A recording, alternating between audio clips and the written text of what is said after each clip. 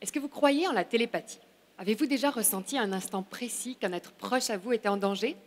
Communiquer par la pensée, ce n'est pas très scientifique, mais en êtes-vous sûr? En fait, c'est après une expérience télépathique qu'un scientifique allemand a révolutionné notre compréhension du cerveau. Vous voyez, le jeune Hans Berger a fait une chute à cheval, et sa sœur au même moment l'a ressenti et lui a écrit. Hans était convaincu, il allait dédier sa vie à découvrir la télépathie. Comme vous pouvez l'imaginer, il n'a pas réussi. Mais ses recherches et la technique qu'il a inventée et nommée électroencéphalographie, EEG, nous a permis de comprendre l'origine de maladies neurologiques, comme l'épilepsie par exemple. Un confrère de Hans, Herbert Jesper, autre pionnier de l'EEG, lui envoyait cette lettre en 1938 de Montréal. Il imaginait un dispositif futuriste qui pourrait servir d'interface entre notre cerveau et une machine. Cette interface cerveau-machine pourrait par exemple écrire un message en décodant nos pensées, tout simplement. Ça pouvait paraître irréaliste, c'est pourtant ce que Facebook nous a promis l'année dernière en dévoilant Building 8, leur division de recherche en interface cerveau-machine. Mais retournons en arrière une minute. L'EEG, qu'est-ce que c'est?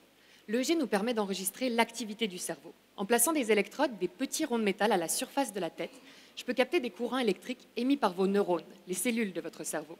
Les neurones relaient des messages entre eux par décharge électrique au niveau de leur connexion, les synapses. C'est cette communication entre un réseau dense de neurones qui nous permet de percevoir, de réfléchir et d'agir. Et donc, l'EEG, c'est un peu comme ça. C'est une fenêtre sur notre pensée, mais une fenêtre qui est restée très opaque. Heureusement, avec les ordinateurs d'aujourd'hui et l'intelligence artificielle, on peut maintenant y voir un peu plus clair. Dans le cadre de ma thèse, je cherche à décoder l'attention. Et pour ça, j'étudie les rythmes du cerveau.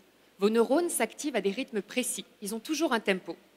Et puis, il y a 5 tempos en EEG. Le rythme le plus fort, c'est le rythme alpha. Et plus votre rythme alpha est fort, plus vous êtes en train de vous endormir, moins je vous intéresse. Ce qui me ramène aux interfaces cerveau-machine.